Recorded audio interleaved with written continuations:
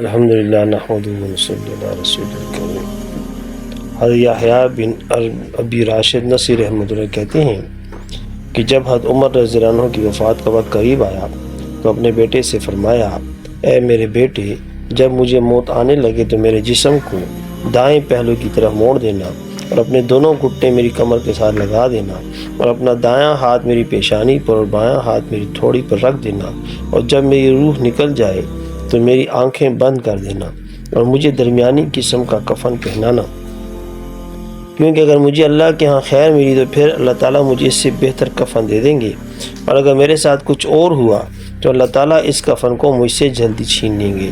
اور میری قبر درمیانی قسم کی بنانا، کیونکہ مجھے اللہ کے ہاں خیر ملی تو پھر قبر کو تحت نگاہ کشادہ کر دیا جائے گا، اور اگر معاملہ اس کے خلاف ہوا تو پھر قبر میرے لیے اتنی تنگ کر دی جائے گی کہ میری پسلیاں ایک دوسرے میں گھس جائیں گی۔ میرے جنازے کے ساتھ کوئی عورت نہ جائے، اور جو خوبی مجھ میں نہیں ہے اسے مت بیان کرنا، کیونکہ اللہ تعالیٰ مجھے تم لوگوں سے زیادہ جانتے ہیں، اور جب تم میرے جنازے کو لے کر چلو تو تیز چلنا،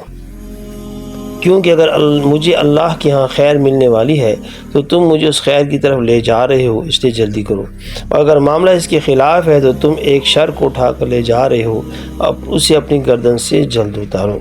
اللہ تعالیٰ مجھے اور آپ کو صحابہ کی اتباع کرنے کی توفیق عطا فرمائے۔ جزاک اللہ خیر۔